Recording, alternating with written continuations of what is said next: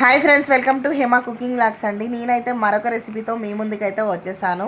So ఏంటి అనుకుంటున్నారా, పాయ రెసిపీతో మళ్ళీ అయితే వచ్చేసానండి. అదేంటి మొన్నే చేసావు కదా పాయ, మళ్ళీ పాయ రెసిపీ అంటావేంటి అని అంటారా? సో మొన్న చేసింది గ్రీన్ లీవ్స్తో పాయ అయితే చేశాను.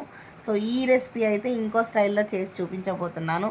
సో కోల్డ్ కఫ్ చాలా ఈ సూప్ తాగడం వల్ల చాలా మంచి రిలీఫ్ అయితే ఇస్తుంది. అండ్ బోన్స్ ఫ్రాక్చర్ అయిన వాళ్ళకి కూడా ఈ సూప్ చాలా మంచిది. హెల్త్ బెనిఫిట్స్ చాలా ఉంటాయండి ఇందులో. సో అందుకే నేనైతే చేసి చూపించబోతున్నాను. ఎక్కడ వీడియో స్కిప్ చేయకుండా ఎండింగ్ వరకు చూసేస్తారనే కోరుకుంటున్నాను. సో ఆ తర్వాత ప్రాసెస్ అయితే చూసేద్దాం. ముందుగా స్టవ్ ఆన్ చేసి ఒక కుక్కర్ అయితే పెట్టుకోవాలండి. పెట్టుకున్న తర్వాత దాంట్లో గీ యాడ్ చేసుకోవాలి. గీ యాడ్ చేసుకున్న తర్వాత నేను చూపించిన మసాలా దినుసులు అన్నీ వేసేసుకోండి. ఆ తర్వాత సన్నగా చాప్ చేసిన ఆనియన్స్ అయితే వేసుకోవాలి. ఒక 2-3 పచ్చిమిర్చి అయితే మంచిగా చీల్చుకొని అయితే వేసేసుకోవాలి. ఆ తర్వాత పుదీనా అయితే యాడ్ చేసుకోవాలి. ఇవన్నీ కూడా గోల్డెన్ కలర్ వచ్చేంత వరకు అయితే వేయించేసుకోవాలి. సో ఈ విధంగా లో ఫ్లేమ్లో పెట్టేసి మంచిగా గోల్డెన్ కలర్ వచ్చేంత వరకు అయితే వేయించుకోవాలి.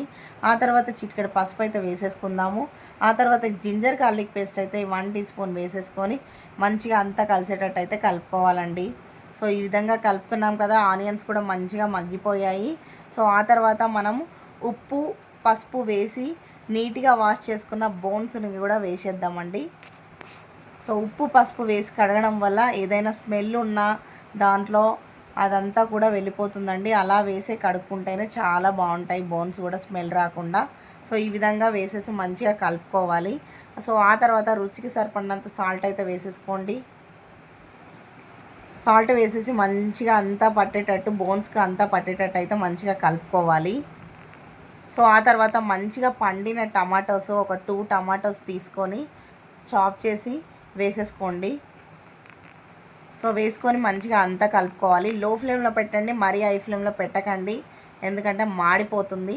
సో లో ఫ్లేమ్లో పెట్టేసి మంచిగా మగ్గించుకోవాలి.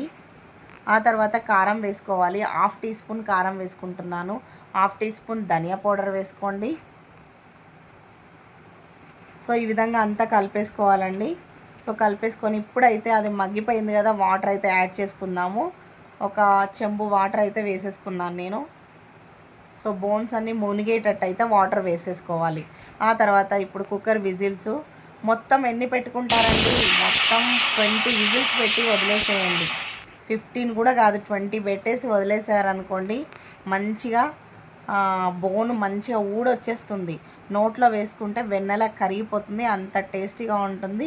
ఇంకా టేస్ట్ అయితే చెప్పనక్కర్లేదండి, సూప్ తాగుతూ ఉంటే తాగాలి అనిపిస్తుంది, అంత బాగుంటుంది. చూడండి, దేనికి దానికి డివైడ్ అవుతూ ఉంది. బోన్స్ అయితే అంత మంచిగా ఉడికిపోయాయి, ఇలా పట్టుకుంటే కరిగిపోతున్నాయి, అంత బాగుంది. సో ఫైనల్గా బోన్ సూప్ అయితే రెడీ అయిపోయింది ఫ్రెండ్స్. ఈ బోన్ సూప్ పెట్టారంటే పరిగెత్తాల్సిందే, అంత టేస్టీగా ఉంటుంది.